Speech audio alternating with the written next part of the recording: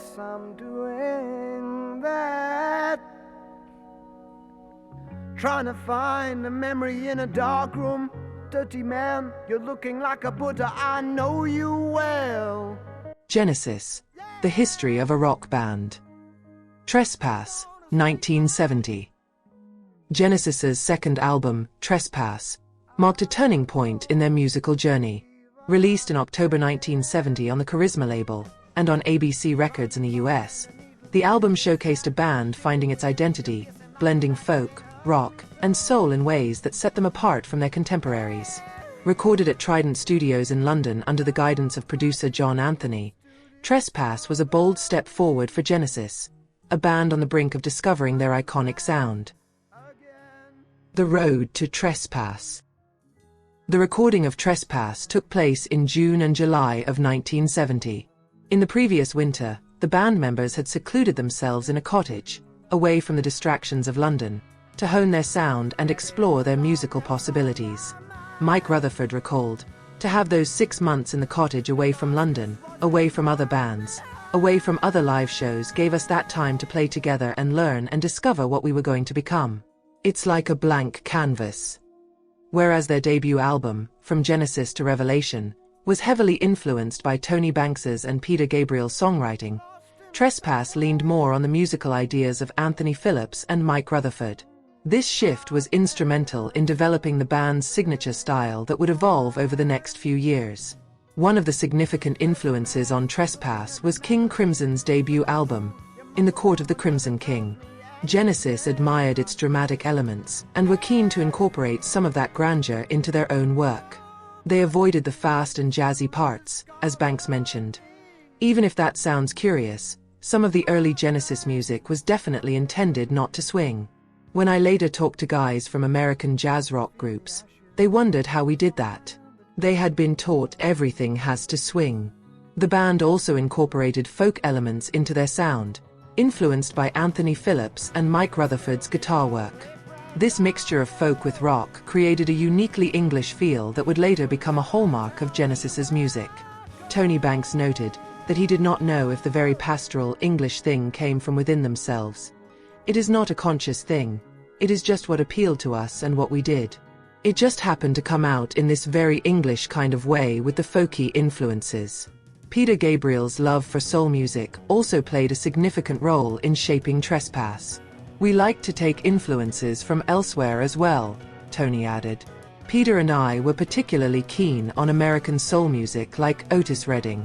I love that soulful voice on a kind of lush backing." Recording. Genesis entered Trident Studios in the summer of 1970 to record Trespass. At this point, the band had been playing live extensively, allowing them to refine their songs through performance before recording. This pre-studio development gave the tracks a cohesive, well-rehearsed feel, as the band had moved away from the more improvised approach of their first album. Trespass, track by track. Side 1. Song 1. Title, Looking for Someone. Looking for someone. Looking for Someone opens the album with a powerful contrast between Peter Gabriel's rough, soulful vocals and Tony Banks's organ. This track signals a shift in Genesis's approach, described by biographers as idiosyncratic enough to set them apart from the herd within seconds. The song's mixture of soul and folk elements highlights Gabriel's influences, including artists like Otis Redding and Steve Winwood, which shaped his vocal style. Tony Banks noted that this track was crucial in setting the tone for the rest of the album and predicted much of what Genesis would develop in their later work.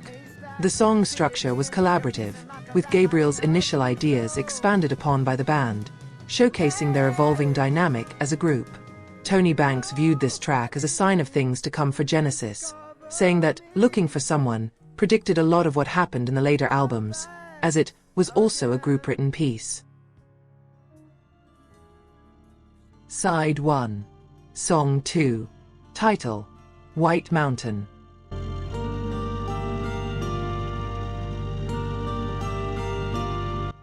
White Mountain is a quintessential example of the combined signature 12-string guitar interplay between Phillips and Rutherford, creating a textured soundscape.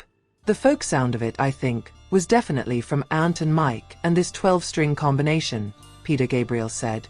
I think that was really quite innovative.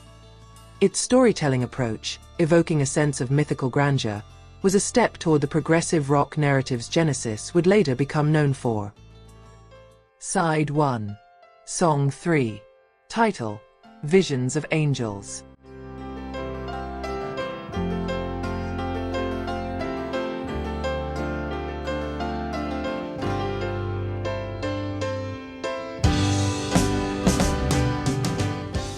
Originally conceived by Anthony Phillips for the band's debut album, Visions of Angels was reworked for Trespass.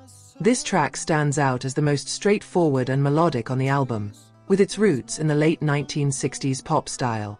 Phillips's piano playing, though simple, provided a solid foundation for this song's evolution into a more polished live performance staple. Side 2. Song 1. Title: Stagnation.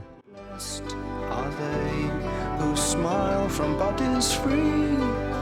Seems to me like any other crowd who are waiting to be saved. Stagnation emerged from a piece called The Movement, representing Genesis's early attempts at creating epic, narrative-driven songs. Stagnation is where Genesis truly began to explore the long-form song structure that would become a hallmark of their progressive rock phase. Peter Gabriel described it as a journey song. You didn't follow the normal verse-chorus structures, but you went through a series of landscapes. The song features multiple layers of acoustic guitars, which unfortunately got somewhat muted in the final mix due to technical limitations in the studio. This track became a template for Genesis's signature sound, influencing future epics like The Musical Box and Supper's Ready. Its dynamic shifts from soft folk melodies to powerful, electric-driven climaxes became a hallmark of the band's progressive rock style. Side 2.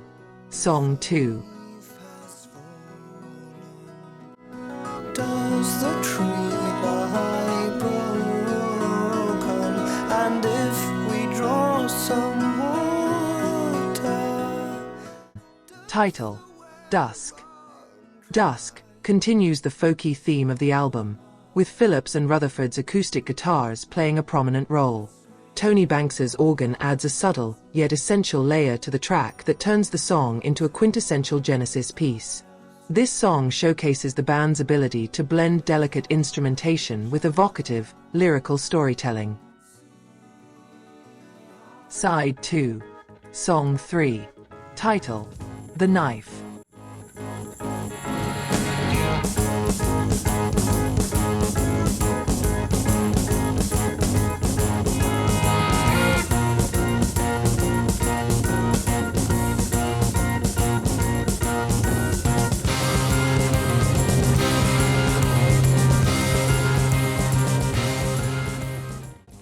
The closing track, The Knife, marked a dramatic shift towards a heavier, more aggressive sound for Genesis. The song's aggressive tone was a departure from the rest of the album's folk-influenced sound. Originally titled The Nice, in reference to Keith Emerson's band, this song parodies the concept of revolutionary anthems. Its combination of distorted guitar, forceful organ, and Gabriel's intense vocals pushed Genesis into new sonic territory, paving the way for their evolution into a more rock-oriented band. Anthony Phillips explained that The Knife was actually a parody of protest songs. Pete's lyrics were not about revolution, they're a spoof at revolutionaries. We were just middle-class boys. Anthony Phillips believed that The Knife, along with Looking for Someone and Stagnation, laid down the blueprint for Genesis's future. It often started quiet and then went through an enormous amount of change. It's often quite dramatic, often quite aggressive. Despite its complexity and dark themes, The Knife became a live favorite, often extended in performance to emphasize its raw energy. It was also released as a two-part single in early 1971, though it did not chart. Reception and impact. Trespass might not have been an immediate commercial success, but it was a critical milestone for Genesis. It established the band's identity within the progressive rock genre, moving away from the simple pop influences of their earlier work. The album's blend of folk, rock, and classical elements, coupled with its narrative approach to songwriting, set the stage for their future masterpieces. Melody Maker described Trespass as tasteful, subtle, and refined, while other critics noted its innovative use of pastoral and mythological themes. The album's unique sound, driven by Gabriel's dramatic vocals and Phillips and Rutherford's guitar interplay, resonated particularly well with audiences in Belgium, leading to their first international concerts there in 1972. Though Anthony Phillips would leave the band shortly after recording Trespass, his influence on this album set the stage for the band's progressive journey. His departure was a significant turning point that led to the arrival of guitarist Steve Hackett and drummer Phil Collins, further transforming Genesis's sound and setting them on the path to becoming one of the most influential progressive rock bands of the 1970s.